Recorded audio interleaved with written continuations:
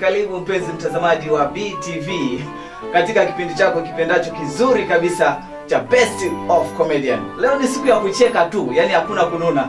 Jamani, hapo ulipo nyumbani, sebureni, huko na mama watoto, huko na nani, mwambie usibadilishe channel kwa sababu leo ni siku ya kucheka tu. Afu Samsung. Jamani, leo niko na Samsung afu smart. Zile za kufuta hivi. Unajua siomba kukutana na dada mshamba. Hapo ajui kutumia masimu. Unamwambia, "Okay, baby, can I have your number?" Unampa hivi. Unashangaa yeye, unamwona tu anafanya hivi. Anaenda hivi. Huko kashampigia mjomba, shangazi, simu inaenda tu. Mjomba yuko, "Hello, hello." Yeye yuko free. Mwisho wa siku anakuambia, "Nirudishe ulikonitoa. Mimi nimekutoa wapi?" "Sina kutoa hapo jamani." Jamani, nakwambia leo ni siku ya kucheka tu. Alafu mwisho wa siku nataka wewe ndio uwe jaji kwa sababu na ma comedians ambao ni hatari wanakuja kukupa vicheko vya hali ya juu. Nakumbuka siku moja, unajua sisi ma comedian na watu wengine, hata waandishi wa habari. Unajua waandishi wa habari wana shida sana. Wewe mkute mwandishi wa habari wa TV na wa radio ni tofauti kabisa. Mwandishi wa habari au yule mtangazaji yule wa habari, unamkuta ndo anasoma taarifa habari sasa wa TV ile. Unaona, karibu mpenzi mtazamaji katika kipindi chako. Tunakuletea taarifa ya habari hapa kwetu. Mara mende imepita. Haitoi. Karibu katika kipindi chako. Mende imeingia mpaka sehemu ya zaidi kwetu. Imeenda kabisa. Yaani akoromi. Sasa umkute yule wa redio. Ndio nasikia karibu mpenzi mtazamaji katika kipindi chako. Mende imepita kaidaka. Kazungusha kaitupa. Naam, tunaendelea katika kipindi chako mara nze tunaumbu. Nakwambia kuna tofauti. Mimi waandishi wa habari sometimes waga siwaelewi. Wewe unakuta waandishi wa habari yule anaenda kupiga picha kwa mfano ya tukio. Anaenda sasa anampiga picha ajali imetokea labda mtu kazama, anaenda sasa kuchukua tukio. Anamuokoa. Anampeleka hivi chini. Anataka kumuokoa hivi, anambia, "Okay, ganda hapo nachukua stili." Basi mtu anarudi tena kuzama. Wewe muokoe. Okay, pause. Nataka nichukue shot. Wewe okoa kwanza alafu ndio masuala ya shot yanakuja baadaye. Kama nilivyowaambia, usiwe mbali na televisheni yako, usiwe mbali na remote yako kwa sababu leo ni siku ya kucheka. Na leo tunataka tuwapate wale ma comedians ambao ni hatari, lakini tunataka huyu mmoja tu. Cha kufanya ni very simple. Kama una smartphone kama hii Samsung, sije kama nimegeuza. Unajua matumizi ya simu yenyewe inahitaji wale waliozoea simu, kweli simu kama hili. Halo, na kwa kazi. Naomba twende tukaone wale Best of Comedian ambao tutakuwa nao siku ya leo. Alafu baada hapo tunaanza mchaka chinja. Usiwe mbali.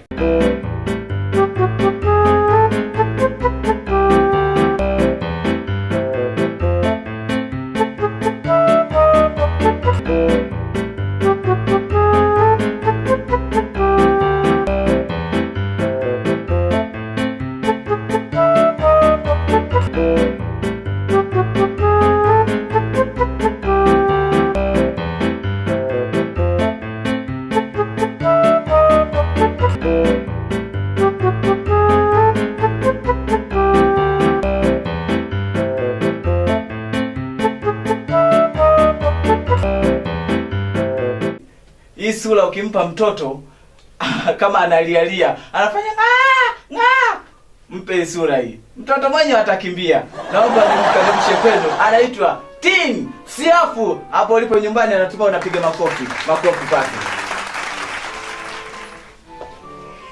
Asante sana ndugu mtazamaji, ni mimi Tin Siafu. Leo sina mengi. Yangu ni machache tu watazamaji wenzangu.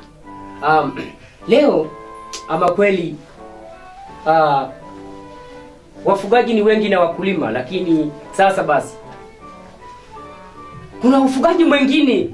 Yaani ni ufugaji ambao haujulikani hata kiserikali. Lakini ni ufugaji ambao unashangaza kwa kweli. Ufugaji mwingine unajulikana kiserikali kama wa kilimo, unalipwa mpaka leseni.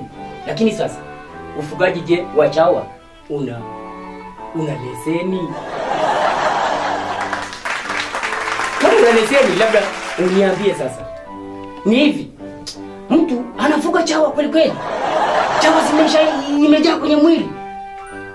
Akisimama na mtu kaka habari kidogo kakaangu. Safi. Nini ndugu yangu? Basi tu unajua. Unajua nataka niende ka toilet kidogo. Kwa hiyo mara nyingine mengine yanachangaza ndugu. Mtazamaji. Unaona kitu kama hicho? Balai. Na sio hiyo tu. Mambo mengine naye yenyewe ni tabu tupu. Twende kwa hawa ndugu zetu. Unajua ni ndugu zangu, ni kabla wenzangu, nani ndugu zangu wa damu, marafiki wa kutupo kabisa. Ndugu zangu hao Wachaga wakiwa na Diana. Babangu wewe. Utacheka mpaka ufe. Ni hivi, utasikia. Bwana, sasa ndugu, mimi nilikuja nyumbani kwako. Sasa ile pesa yangu babangu niliyokupa ile 100,000, mbona umenikawiza mpaka leo baba? Sasa ndugu, mimi sika na kwamba mimi pesa yako nakunyima, hapana. Pesa yako ninayo ile 100,000 babangu. Baba masawa inakuaje? 100,000 hii hapa ninayo. Sasa bana, nipe muda kidogo Kimaro. Lalu, inakuaje babangu unaniaibisha hivyo? Sasa, sawa, mimi hiyo wiki moja nitakuongezea. Sikiliza sana ndugu mtazamaji, mara nyingine vitu kama hivi vya kuchekesha kwa kweli. Baada ya hapo sasa, kwa kweli yule ndugu anaanza kumsindikiza sasa mwenzake. Lalule, nisindikize babangu. Nataka niende hapo nyumbani kidogo. Basi watasindikizana. Kabla hawajafika hata nyumbani kwa yule ambaye anadai, njiani wanakutana na majambazi. We, kaa chini hapo. Hebu kujisachi mwenyewe. Pepo. Sasa, Lalule baba. Sasa fanya hivi. Hapana bana. Mimi ngoja nikupe babu nani Masawe ile hela yako 100,000 kwa sababu nimeshaona tayari imeshakuwa balai. Tufanyaje sasa? Sasa wewe umeniambia baba hela yangu utanilipa baada ya wiki 2 bana. Sasa inakuaje babangu? Sasa hizo unanichelewesha muda bana. Sasa wewe nimewagika tupeni hela funga kwa kubwa. Hebu kata mbio. Sasa inakuaje hapo bana? Sasa babangu wewe bashe hela yangu. Sasa unataka mimi tuwawe pale. Unaona ile bala? Nimekusha kulipa deni yako bana. Tafadhali tunapatana. Umeelewa vizuri? Ndugu mtazamaji. Kwa kweli mara nyingine inauma sana. Lakini kwa sababu ni sekendo tu, haki ya Mungu. Sasa ni hivi. Unajua vitu vingine ndugu zangu ni hivi. Unajua hawa madereva boda. Jamani ndugu zangu nawapenda sana. Mara nyingine wananipeleka mimi Nyegezi, kijiweni kwangu kwa Siafu, mzee wa kahawa. Ndio, sasa baba. Hivi kweli abiria amekuja kwako. Baba mdogo inakuaje bana? Abiria anakuja, bana, naomba tafadhali, naomba unipeleke pale Nata. Kuna mgeni wangu naenda kumpokea pale. Sasa mgeni umempeleka. Mgeni ulipomfikisha, maskini wa Mungu angalia nyuma ule mgeni hayupo. Sasa unamdai nani pesa yako kati nato beshabu? Hautumia conflict za Mungu. Pepo gani anayekuzunguka mpaka hata umwangalie? Ule abiria wako. Mpenzi mtazamaji. Kwa kweli vitu vingine vinashangaza sana. Sina mengi. Okay. Tin Siafu. Anaitwa Tin Siafu. Ndio amemaliza kukupa uongo wote. Lakini ngoja nikwambie kitu kimoja. Hii ni siri kabisa. Ukiona mpenzi wako unampigia simu, apokei. Unatuma message, hajibu. Usihangaike. Mtumie message mwambie, "Baby nimekutumia vocha ya simu hiyo. Kwa hiyo ingiza." Baada ya dakika 3 utasikia, "Baby, mbona sioni?" Hapo ndio bibi yako anakudanganya. Unajua au wewe ukiona kwamba unajua siku moja nilimpigia bibi wangu simu. Kaambia, "Okay, hello baby, nataka nikuone." Akaambia mimi siwezi kuja kwa sababu umeme umekatika, sijanyoosha, alafu mama pia hayupo. Nikamwambia okay sawa. Lakini baby, mimi nilikuwa nakuitia tu ile elfu 50 yako. Akasema what? Wow! You can't believe! Yeye umemaliza tu kuongea na umeme umekuja. I'm coming. Basi na kumeshi hapo. Jamani, nimekusi usiondoke kwa sababu leo ni siku ya kucheka tu.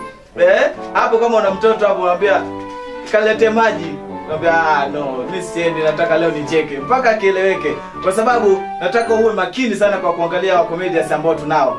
Baada ya hapo wewe ndio utakuwa jaji wangu. Wewe ndio utakuwa mpiga kura kuniambia nani zaidi. Nani kakufanya wewe ufurahi. Si kazi ndogo tu. Bwana, tunaenda short break. Baada ya hapo tutarejea na comedian mwingine ambaye atafanya wewe mbavu zako ziwe nyanga. Alafu leo na story ya wanawake. Unajua kwa nini wanawake wanatupenda zaidi? Usiondoke, tutakuja kusimulia.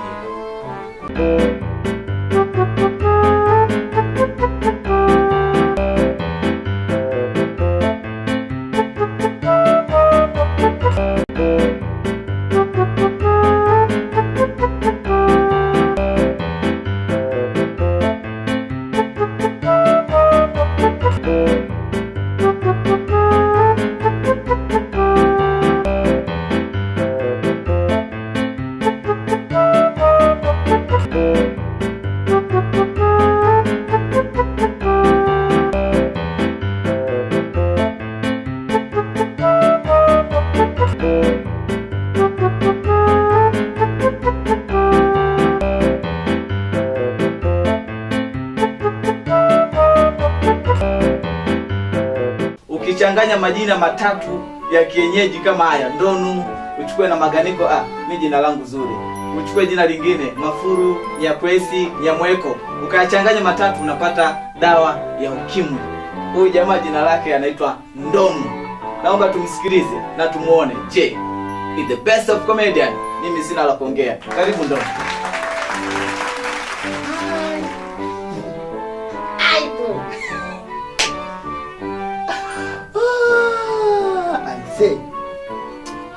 Usiombe ukadaiwa. Kudaiwa kubaya sana. Usiombe ukadaiwa. Jamaa mmoja alikuwa na deni. Baadaye gala matangazo ya boda likapita. Wale wote sajili line zako. Sajili line zako na Empower. Sajili nini? Jamaa akakimbia mbio. Kili akauliza. Sasa vipi ndugu yangu unaona kimbia? Ndugu yangu unakimbia gala matangazo. Sijalipa Empower miaka 2 iliyopita. Ni shida sana kudaiwa. Jamaa mmoja kadaiwa deni. Madeni mabaya, kadaiwa deni. Kasikia tu mlango unagonga kili uvunguni, kumbe ni mke wake. Kudaiwa shida sana. Sasa usiombe ukawa na ahadi na mpenzi wako. Alafu sasa unaishi maisha fulani. Jamaa mmoja ana ahadi na mpenzi wake. Akala maharage, si unafahamu adabu ya maharage? Karibu. Muda kidogo mpenzi wake. Jamaa tumbo likaanza kucha. Kidogo tu. Kio! Bibi vipi? Mlango wa jirani huyo. Huo unapiga kelele sana. Kidogo tena. Bibi vipi? Yaani huwa kuna mende sana ndani wengi wananisumbua. Kidogo. Baby vipi baby? Mbona kulikoni baby? Mbona unaonekana una la vipi? Unajua ule Mungu wa Diamond umenigusa sana. Ai ngololo. Ai.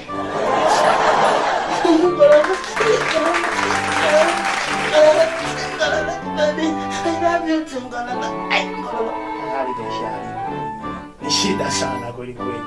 Usiombe. Kuna majina mengine bana, majina ya ajabu sana. Kama la kwangu Ndonu afadhali. Ila kuna majina sasa. Jamaa mmoja katoka zake huko kwenye mishemishe katika pita zake kasikia kiu imemkaba. Umeona? Kiu ameisikia imemkaba kweli kweli. Kafika, mama naomba unisaidie maji ya kunywa. Yaani usiponisaidia naweza nikafa mamangu. Naomba unisaidie maji ya kunywa. Mama yule akaita jina. Manyama! Mama, mimi kweli nyama waga silagi. Nyama waga situmii kabisa, nikitumia nyama mimi waga na allergy. Mama akaona kama vile nini, akaamua tena kuita. Nyasato. Sato kidogo najaribu. Umejuaje kwamba mimi nina njaa? Mama hakuishia hapo. Mama ikabidi aite Nyafuru. Mimi situmii kabisa. Mama wangu nikitumia meno aga yananisumbua. Mama hakuishia hapo.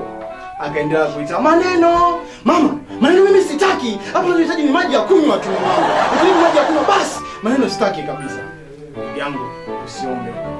Kuna watu dunia hii ni waoga kweli, lakini kwa mdomoni mashababi sana. Jamaa mmoja ni muoga kweli, lakini kwa mdomoni bonge moja la shababi. Sasa afika kwa bwa mkwe wake pale. Akati anapiga story kidogo tu. Fisi kaunguruma, akauliza nini? Ni fisi hiyo. Sema au mimi mbona dawa yao ninayo? Dawa yao mimi naiweza hao. Kipindi anasema dawa yao naiweza, ndama akatoka zizini, akapita na kibuyu cha maziwa. Kaka puu, damanduki mpaka ndani. Kufika ndani baba mkwe anamuuliza vipi? Eti anasema afadhali mimi ingekuwa wewe ungenyea kibarazani. Ni shida kweli. Ni shida kweli. Usiombe. Sasa jamaa mmoja katika safari za daladala bwana. Unafahamu magari yetu haya. Buguluni, Gongo la Mboto. Si, jamaa akafika konda asema, Kariakoo. Mkulia mmoja akaibuka sasa. Sasa mura, ni Kariakoo langu. Na wakati machiti bado hajaja. Nitakutema mbali. Nishida kweli. Usiombe. Na usiusubudu kukuto. Jamaa mmoja afanya surprise bwana. Surprise demo wake. Masuala ya kukurupuka ni shida kweli. Akampa kwamba baby, nimekuletea simu. Baby, hii simu kweli ni ya kwangu. Hiyo sio ya kwako, hiyo ni ya demo wangu wa zamani. Kurupuka shida sana. Jamaa alikuishia hapo. Nikamuingiza mpaka ndani, nikamuonesha. Naona hicho kitanda kikubwa. Hicho kitanda kikubwa cha kwako mpenzi wangu. Jamaa, baby, kwani cha kwangu hichi? Jamaa nikamwambia hapana, hichi ni cha dada cha ulisi. Asanteni sana jamaa. Okay, huyu anaitwa Badru. No, I'm sorry. Umesema majina ya Kibantu haya bwana. Huwezi kaingilia kwa sababu unakuta jina moja lina maana nyingi kweli. Jamaa anaitwa nani huyu jamaa? Ndunu, I don't know. Majina ya Kibantu siwezi kutamka. Mimi naweza Kizungu. Ndio maana madada zetu unamkuta kabisa anaitwa Paulina. Yanakwambia anaitwa Pauli. Wewe Pauli wapi? Wewe jitaje tu kama unaitwa Pirisika, tujue kabisa wewe ni Pirisika. Kama unaitwa Nyamvua, unaitwa Nyamvua. So wanzo naitwa Jessica. Wewe ita Jessica. Bwana mimi najiuliza sana. Najua hapo ulipo. Ila msimwambie mheshimiwa huyu rais wetu. Mimi unajua nampenda sana. Ukikuta anakalili zile takwimu za serikali kule, utamsikia tu bungeni anaongea. Napenda kusema ukweli. Ukweli kabisa kutoka moyoni. Baada kile tumeweza kukamata majezi ambayo kwa sasa hivi tunaendelea kutumbua majibu. Lakini kwa yale majibu ambayo ni magumu, nitarara nayo mbele. Labda siku hiyo akosee tu njia. Amwe kwa piga debe huko sasa barabarani tutakuwa namsikia. Haya Mbagara. Wale wa Mbagara. Wale wa Kariakoo. Ila kwa fani kweli. Jamani, mimi naendelea kuwapa leo mchecheto. Leo ni siku ya kucheka tu. Ninaye jamaa mmoja anajiita Badru. Huyu jamaa anajiita Badru. Sasa naomba twende break. Tukirudi hapo, nataka nikuonyeshe huyu jamaa ana nini. Naomba usisahau, sio muda wa message jamani. Afu hii simu yenyewe siki niweke huku. Sio muda wa message. Tukishamaliza wote tutapa dakika 3 tu kwa ajili ya kutuma message na kutuambia nani zaidi the best of comedian. After we back, I'll show you Mr. Badru. Kwa hapo.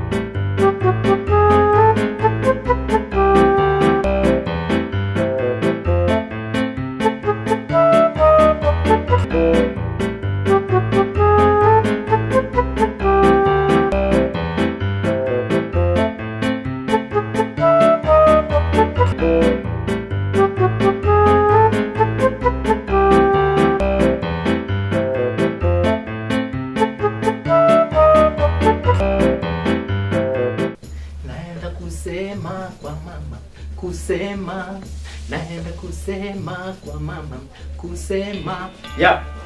Unajua kila mtu amepitia kwenye utoto. Hamna mtu ambaye hajapitia kwenye utoto. Sasa utoto una mambo mengi hivi. Kitu cha kwanza, watoto wa zamani au enzi zetu, sawa ilikuwa tuna adabu sana. Yaani baba alikuwa akifanya mambo yetu yale, yaani tuna nyuti kimya. Lakini sasa hivi mtoto sasa hivi, hebu kaa mahali kuna watoto, alafu uachie kidogo, yaani kwa step uone kitu kinachotokea. Baba Yoba. Umeona? Yaani watoto wa sasa hivi hawana ustaarabu. Yaani ni watu ambao ni watukutu. Yaani tofauti na enzi zetu. Kingine kwenye hili swala hili la watoto, mtoto wa sasa hivi anajua kwamba mama ni mjamzito, mama amejifungua. Sisi tulikuwa tujui, maskini ya Mungu. Sisi tulikuwa tunajua watoto wananunuliwa. Sawa? Yaani sisi tulikuwa tunajua kabisa kwamba watoto wananunuliwa. Ukiona mama amebeba mtoto, mama mnamtoa wapi mtoto? Nakwambia ninunua. Tunaridhika. Lakini sasa hivi, mamangu amejifungua. Yaani yuko serious. Mamangu amejifungua. Mamangu ni mjamzito. Sasa hivi watoto, hebu niambie. Yaani watoto sasa hivi wana mambo. Sasa enzi zetu. Kwanza niseme enzi zetu. Niseme tu yani umri wangu mimi nikiwa mdogo yani. Nikaenda na mdogo wangu mahali. Tunaenda tukakaribishwa vizuri. Jamani karibuni, tukasema asante, tumetumwa. Karibuni lakini mpate chochote. Tukaingia ndani, tukakaa. Ukaa kweli ugai tayari umeshaandaliwa mezani pale. Tukakaa. Mdogo wangu sasa akaambiwa karibu nawa. Akanawa vizuri. Tayari kwa kula. Akakaa akasubiria chakula kinaletwa. Ugali uko hapo. Mara ikaletwa bakuli ya mchicha. Akaangalia mchicha. Akaanza kuchungulia. Kwa huyu mama huko analeta kitu gani kingine? Alipochungulia akakuta mchicha pia unakuja. Akagua kidogo, alafu akasema, "Skuli." Ni skuli. Akakataa. Umeona? Yaani watoto wana vitu vingi jamani. Watoto wanatufundisha vitu vingi. Yaani ukikaa hapo ulipo, ukitathmini, unajua kwamba utoto una mambo yake. Sasa basi, nisisahau kukwambia kudokezea kitu kidogo tu. Nikaenda hospitalini, nimepelekwa na mama. Fika pale akaja Mmasai. Enzi zetu hizo. Mama wa Kimasai anahojiwa. Mama, mtoto wako ana umri gani? Akaangalia, akafikiria, akasema, "Rangasi 3." Kaambiwa rangasi 3 ndio nini? Muroro iko rangasi 3. Yaani wao enzi zile hakuna cha kuhesabu mwaka. Yaani anahesabu kiangazi. Kiangazi kikipita anajua tayari mtoto huyo tayari. Hahesabu mwaka, anahesabu kiangazi cha kwanza, cha pili. Yaani hata mzee ukimuuliza, "Baba una miaka mingapi?" Iko kiangazi 37. Mambo ya kizamani. Usiende mbali pia. Kuna kitu kimoja ambacho kilitokea. Mtoto kaagizwa na baba yake kwenye matembezi. Unajua sisi watoto wa kiume lazima uwe na baba pembeni. Tumeenda na baba mahali. Kachukua nyama. Peleka pale kwenye nyumba ndogo ile. Nyumba ndogo, unajua mambo ya nyumba ndogo. Nyama imepelekwa. Sasa ngapi mtoto hajaenda kule? Si mama aliagizwa kwamba mpelekee nyama haji. Akaona akarudi nayo nyumbani. Baba, yule dada hajaje kuchukua nyama, kwa hiyo nimeileta. Siri imetoboka. Mambo ya zamani haya. Sasa hivi watoto wa sasa hivi wanakula na baba. Yaani anajua nyumba ndogo nini, anajua kila kitu. Mtoto wa sasa hivi huwezi kumzuia kitu chochote. Umeona? Kwa hivyo tusisahau mambo ya zamani. Tunakumbuka kidogo vitu vya zamani ili tuweze kujiweka sawa. Yangu ni hayo tu. Kwa jina naitwa Hassan Badru. Asante. Okay, huyo alikuwa ni Hassan Badru. Hassan Badru. Of course nimekaa Kiarabu vile halila. Amezungumzia story nzuri kabisa kuhusiana na watoto. Of course unajua watoto. Wewe niambie, unajua zamani na sasa hivi watoto tumetofautiana sana. Zamani mtoto akikukuta pale anakuamkia vizuri. Yaani anakuamkia kabisa, "Shikamoo baba." Mpaka magoti anapiga. Watoto wa sasa hivi sasa unasikia tu shon. Kamaliza rudi. Shon. Sasa mkute watu ndio mko wengi hapo. Utasikia shon. Ile mo unamwachia nani? Malizia tu shikamo. Shon ndio nini? Unajua kuna watoto wengine watukutu. Kuna watoto wa roho na wachoyo na watoto wa mbea. Mtoto mbea utamjuaje? Mgeni ndo kafika tu nyumbani amjui wala nini. Akishaingia tu ndo katoka shule. Utasikia tu shikamo. Malaba. Hiyo simu hiyo ulionayo kama ya baba. Hiyo simu kama ya baba. Alafu baba amenunua TV kwa chumbani. Yaani huyo mtoto ni mbea. Unajua kabisa hili mtoto langu ni mbea. Lakini kuna mtoto mwingine mroho. Yaani yule anaitwa asipitwe. Mgeni ndio huko hapa anakula, yeye kaingia ti. Unasikia tu. Sikano? Unakula nini? Abia chipsi. Mimi siragi. Tamu. Abia sijui. Siragi. Akaambia wewe utapaa. Hata usiragi. Hata ukinipa siri. Yaani ndio mtoto wa sasa hivi hivyo.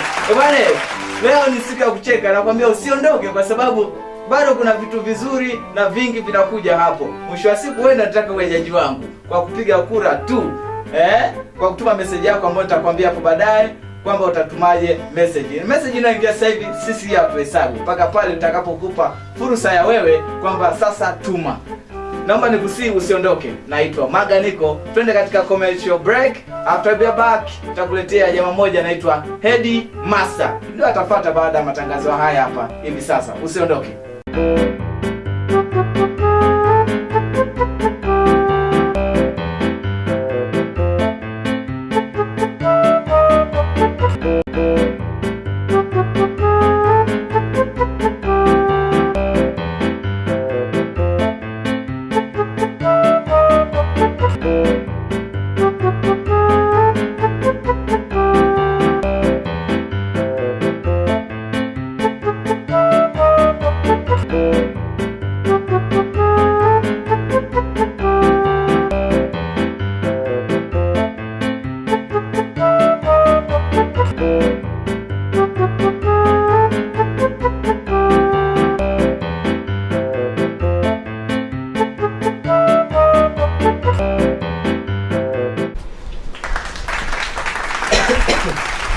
Kwa jina ninaitwa Heady Master. Najua utajiuliza kwa sababu gani naitwa Heady Master. Ni jina kubwa, jina zuri, jina tamu. Katika siku ya leo nimewaletea vihoja mbalimbali. Kwa mfano, kuna siku moja nilikuwa nazurura. Katika kuzurura kwangu nikapita mtaa mmoja nikakutana na mchungaji wa Kikurya. Sasa yule mchungaji wa Kikurya aisee siombe. Alivyokuwa nakemea mapepo. Unajua ni tofauti na mchungaji wa Kiaya. Akaanza kukemea mapepo wa Kikurya sasa. Nakwambia utoke. Shetani toka. Yaani kabla sijachukua ile banga, naomba utoke. Au ni mtume mama boke. Unajua maswali mengine huwa sitaki, naomba utoke. Shauri yako. Ndaugeta geta. Lakini niliposogea mbele, nikakuta mahubiri mengine yanaendelea. Nikamkuta mchungaji au pastor wa Kihaya. Unajua hao watu of course wamesoma. Kwa hiyo wanapeka mambo yao kisomi. So fahamu watu wasomi wanapopeka mambo yao. Sasa yule mchungaji wa Kihaya alipoanza kuyakemea yale mapepo, mimi mwenyewe ilibidi nibaki mdomo wazi.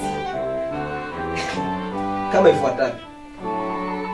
Of course, unajua mimi huwa sipendi kusumbuana. Nina madigiri yangu hapo siangalie. Na kwamba shetani tokamo. Umempanda tu huyu mtu ovyo. Afu unamsumbua, unamrusha kwenye mavumbi. Kabla sijakufungulia vifungu vya sheria vya kwenye Bible, naomba utokemo. Sipendi usumbufu. Maana sisi wahaya tumeshona. Naomba utoke. Hivyo ni vioja vya wachungaji.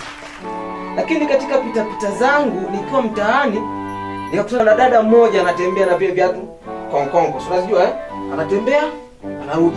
Anatembea. Kumsogeza juu kidogo nikamkuta amevaa modo. Unajua modo? Yaani imebana kuanzia mpaka chini. Nikamwangalia yule dada, nikamtathmini. Wazungu wanasema nikamlook very much, thank you madam. Unaangalia mguu. Mguu penseli kinumbu futio. Huo ndio unene wa mguu. Hafita amevaa. Vaa buga. Unapata na at least kaheshima. Unajua kaheshima? Unaonekana. Kile kiatu sasa kimemsababisha ni mpaka muonekana kama vile vinumbu. Kajaa utafikiri Messi. Hapo ni binti. Haya mambo lazima ujifunze. Sio tu mnakulupua kuvaa. Lazima ujifunze. Kama siku moja nimekutana na mkulia mmoja. Yupo nikamuuliza nini? Eti unajua mura, niko kwenye mafunzo hapa ya kujifungua. Sasa maana kujifungua kuna mafunzo. Tumia sense.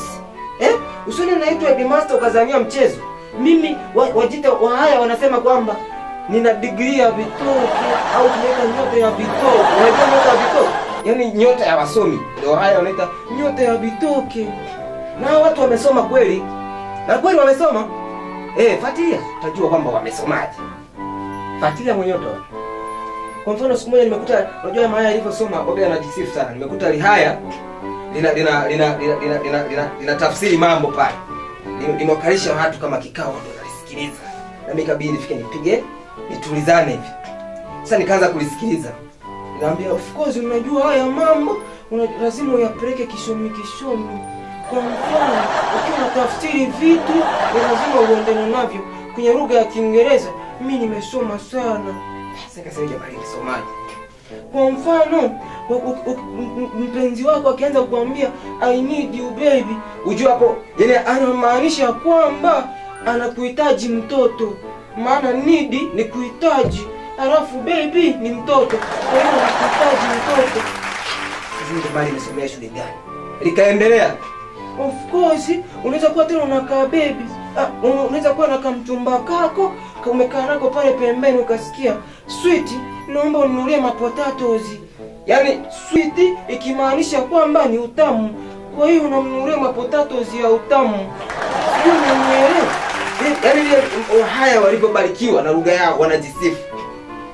Usiombe ukakutana na Muhaya ambaye ni trafiki. Ushakutana na Muhaya trafiki? Yaani akishapiga tu mkono hivi, afa kaisotesha gari hivi. Utamuona anasogea kwenye gari. In fact unajua nyinyi madereva haisi mnakera. Nikikufungulia vifungu vya sheria hapa utaanza kulalamika. Hebu kwanza angalia, gari yako haina insurance. Afu unasikia hapo bwana anakurupuka, anaacha tena masuala ya insurance sio nini unasikia? Kwanza elimu yako ni kidato cha ngapi? Yaani wenyewe wanaulizia na elimu. Afu hapo unashtukia, "Naomba cheti chako." Lakini sasa ukikutana sasa na wewe mkulia. Unasikia Mura, hebu paki hapo pembeni bwana. Tutaongea baadaye. Tangulia kwetu hapo. Okay, asante kabisa. Huyo jamaa anaitwa Headmaster. Huyo ni Headmaster. Unajua amenikumbusha mbali sana. Ngoja nikupe siri moja. Unajua ukienda Mombasa, hapa kwetu na Mombasa ni vitu tofauti kabisa. Sasa ukimkuta Mombasa labda anakimbiza mwizi. Unajua hawawezi. Huku kwetu mwizi akipatikana anakimbiza akwambia, "Huyo kakatiza huyo kakamatwa kawekwa hapa." Sasa nenda Mombasa, wanakimbiza mwizi utasikia ile kamata jamani jizi. Yaani wao mambo yao watu sio. Au umkute sasa huyo Mombasa na makabila mengine anatangaza mpira. Unajua unasikia tu anachukua pale fulani, anaenda pale, mguu kabisa, Ngasa anapeleka, anapa pale Pawasa anapa Morinho. Sasa anaenda Mombasa, unasikia tu. Aya anachukua pale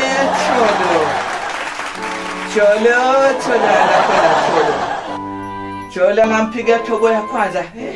Jamani kuna ule wapo. Ila Cholo kaumbika. Wewe unamsifia mwanamwenzie. Ndio mambo ya Mombasa. Jamani, leo ni siku ya kucheka. Na message zinaingia nyingi lakini hizi zote sizihesabu kwa sababu muda bado. Sijawapa information how to send. Unajua mimi mwenyewe Kiingereza nakijua how to send the message. Muda ukifika nitakwambia namna ya kutuma ujumbe wako au kura yako. Naomba usiwe mbali zaidi kwa sababu mambo yanayokuja hapo ni mengi zaidi. Anayefuata baada ya matangazo haya si mwingine, ni jamaa mmoja anajiita Dr. Msauzi. Ndio anakuja sasa, tunataka kujua udokta wake ukoje. Mimi na wewe sijui, lakini mwisho wa siku wewe ndio mpiga kura, kwa sababu kura yako nitaisoma hapa hapa. Hakuna bla bla. Tunaenda break, then after that nitarudi ili tuje tumuone Dr. Msauzi. Kaa hapo hapo.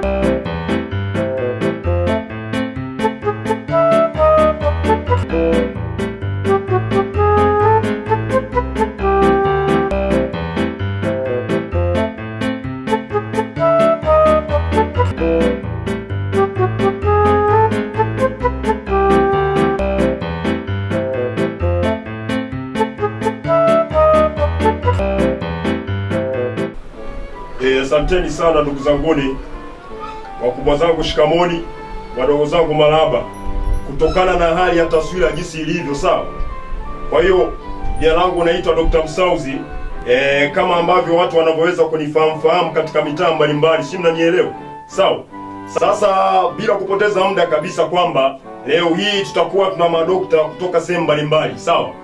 Na kabla ya kwenda kwa hawa madokta kutoka sehemu mbalimbali, sawa, kwa sasa hivi kwamba kuna dokta mmoja ambaye ametokea kule maeneo ya juu kule. Siwezi kusema kabisa kwamba ni maeneo ya namna gani, moja kwa moja kabisa kwamba tunaweza tukamkaribisha huyo mtu wa kutoka India. Hata atufundisha namna gani kufuatana na hali ya binadamu jinsi ilivyo. Halafu baada ya hapo sasa ndio tutaanza sasa kupambanua baadhi ya mambo mengine ambayo yanaulisibu taifa letu la Tanzania. Si mmenielewa? Haya, moja kwa moja sasa, karibu. My name is Karan Doke, come from the India. Today I want to teach about the good LT. Because the good LT is important to everybody. Asanteni sana ndugu zangu, ni sawa. Huyu walikuwa ni mtu wa kutoka huko katika bara la Asia. Sasa tutakuja kabisa kwamba kuja kuangalia na wale madokta ambao wako katika nchi yetu mje, kufuatana na mambo ambayo yanaweza kuendelea ndani ya nchi yetu hii ya Tanzania, kwamba juu ya utumbuaji majipu, kwamba je, inaendelea namna gani. Kwanza kabisa baada ya hapo ndugu zangu, mimi naomba kwanza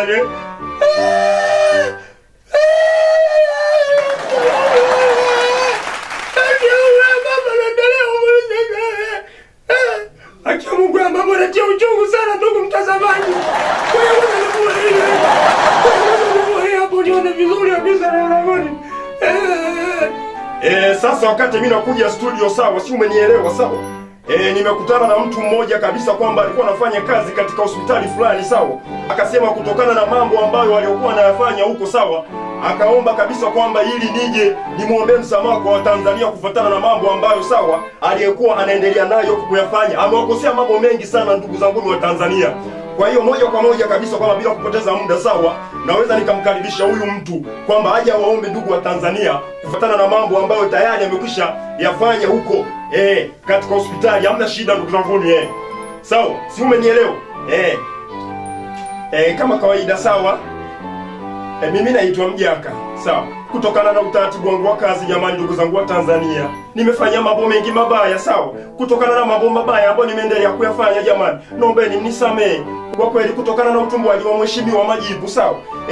Mimi kutumbuliwa wajibu, jamani, ni haki yangu. Kwa sababu siku moja kwamba nikiendelea na kazi zangu, sawa, alikuja mgonjwa. Yule mgonjwa kwa bahati mbaya mimi niliachia ushuzi, ukaja ukamuingia katika kwa yake ukamsababishia pumu ya infection, sawa. Kwa hiyo kwa hapo ndugu zangu, sawa, mimi kutumbuliwa wajibu kabisa kwamba naona kabisa kwamba mimi ni halali. Si unanielewa kwa maana hiyo? Sasa kuna mwingine kabisa kwamba huyu dokta na yeye alikuwa na masuala ya kuvutavuta unga, na yeye siwezi kumsahau, lazima na yeye awepo, sawa. Huyu yeye alikuwa na taizi kabisa kwamba atakapokuwa katika sehemu za kazi yeye ni kupiga unga tu, utamsikia tu MCNSIA sikia leo. Nesi anakuja mbio pale. Sasa sikia nikwambia mzee Nesi, kutokana na hali ya kawaida jinsi ilivyo nini? Kama ntangu kuna mmoja hapa mgonjwa amekuja, ameishiwa damu. Sasa kama ameshaishiwa damu nini, kama ntangu nenda kachukue chupa 10 pale kwa Mnyebaya mzee Masawe nini? Chukua na barimi. Kestoraga nini ujiomixie, baada yako nini atapona bila hata tatizo kama ntangu moja kwa moja. Hii ndio hali halisi kabisa kwamba ya mambo ambayo yanaendelea. Asanteni sana. Jina langu naitwa Dr. Msauzi. Okay, anaitwa Dr. Msauzi. Kweli leo ni siku ya kucheka. Leo ni Friday. Leo ni Friday, ni siku ya kucheka tu. Ndio anakuambia usiondoke kwa sababu mambo mazuri yanakuja. Jamaa akanikumbusha mbali sana. Unajua, ngoja niwape siri. Hii ni siri kabisa. Usimwambie mtu mwingine. Hivi ulishawahi kujiuliza hao watangazaji na waandishi wa habari wanavyokuwa makazini? Tunasikia tu mfano yule jamaa ambaye yuko Msoma anaweza kufanya katika kipindi hicho wakati watu wa Msoma na Tarime wanafanya mambo hayo. Sasa yule jamaa yuko nyumbani anaongea na mkewe. Sasa utakasikia mama watoto, mwacha kuweka ugali vibaya kwa sababu kuweka vibaya nitaumia. Yeye ndio hiyo tabia. Au twende kwa huyu mheshimiwa Spika wa bunge. Unasikia tu asante, naomba mkae kimya. Wewe Tundu Lissu wewe, hata usisomeka kutoa nje. Sasa ndio nyumbani utasikia wewe baba, hebu acha nitakusomea vifungu vya sheria. Hata hiyo ugali utakiwa kula. Inakuwa very funny. Leo ni siku ya kucheka tu. Naomba twende break fupi. Baada hapo tunamleta kwenu. Huyu jamaa anachekesha vibaya. Si mwingine. Unataka kumjua? Maana tumembakiza huyu mmoja. Alafu baada hapo na kuruhusu sasa wewe upige simu. Huyu jamaa ni hatari sana. Anaitwa Nje. Sio yule unamjua. Huyu ni Kanjenje. Naomba usiondoke. Baada hapo wewe ndio utakuwa jaji wangu.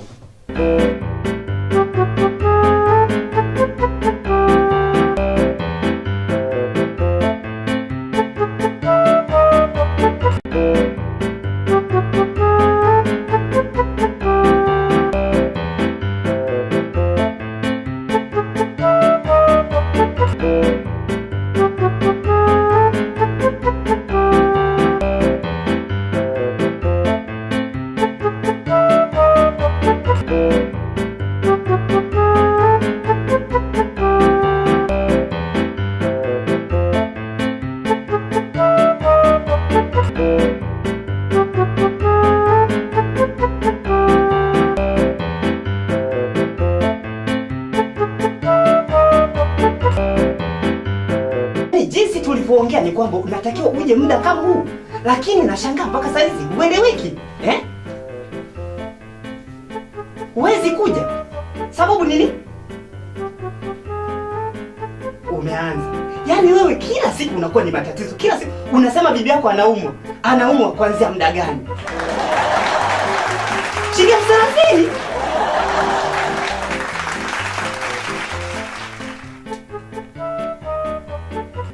Inaumiza. Mabinti wa sasa hivi kwa kweli wanaumiza na wanachosha.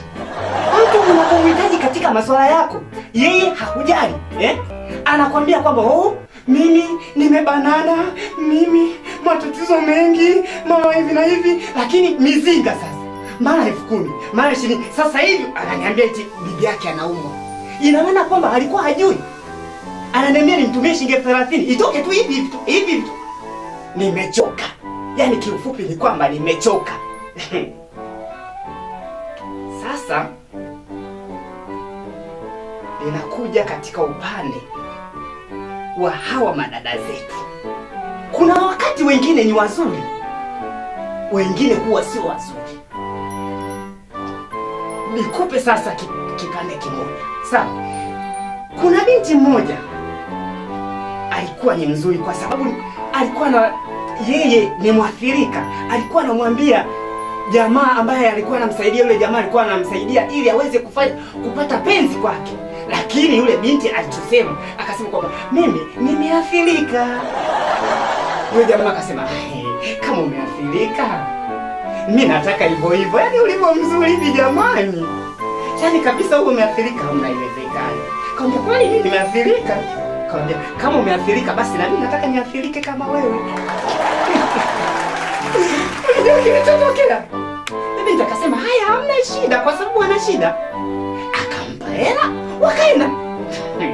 Sasa kitu ambacho kilichokuja kutokea, yule jamaa alipoenda kupima wakati anaumwa, si akajikuta ameathirika, akaanza kulalamika. Ndugu, unapoambiwa uwe mwelewa. Akaanza kujiliza mwenyewe. Siku nyingine Jamani, kazi kweli kweli. Wewe jamaa ametoka kutuchekesha hapo. Sasa ni muda wako. Hizi smartphone nazo kazi kweli. Ni muda wako sasa.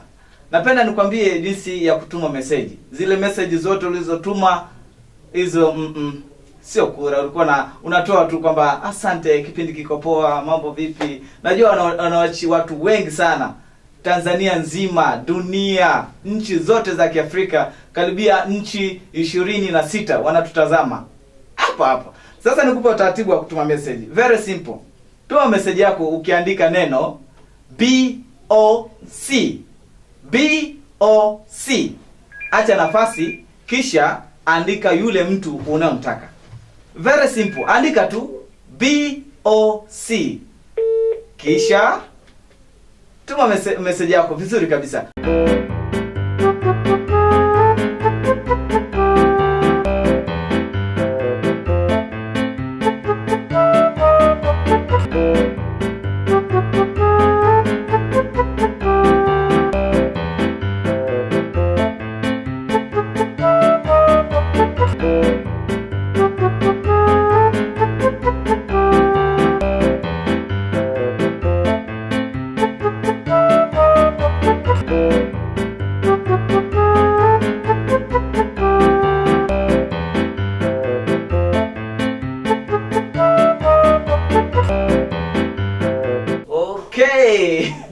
Bwana, nimerudi tena. Nilikwambia tuna dakika 3 tu za kuweza kumtangaza mshindi. Baada ya messages zako zimepita, bwana, tayari tumeshapiga kura. Kama unavyoona hii zawadi nilionayo ni ya mshindi ambaye tayari tumeshampata. Baada ya wewe kutuma message nyingi mpaka sasa hivi zinaendelea ni za huyo mtu mmoja. Jamaa anaitwa, amepata kura 36. 30 na ni 30 au 30? 36. Anaitwa, aliyeshinda jamani anaitwa Hedi Master, ndio mshindi wa leo. Naomba nikwambie kabisa. Okay, naona kuna simu inaitwa. Hello. Oh, kakata. Basi haina jinsi. Tumepokea simu nyingi sana siku ya leo na wale wote waliopiga kura. Nashukuru sana. Naomba usisahau siku ya kesho. Tutakuwa hapa. Tunakuwa na wachekeshaji wengine tena. Usiwe mbali kwa sababu zawadi bado zipo kibao. Imetoka Halotel.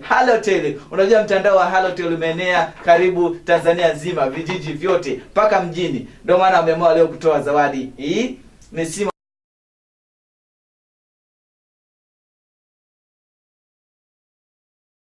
kwa sasa, lakini hapo kesho tutaonana. Hivi unajua kwa nini wazungu ulishamwona mzungu kavadera kweli?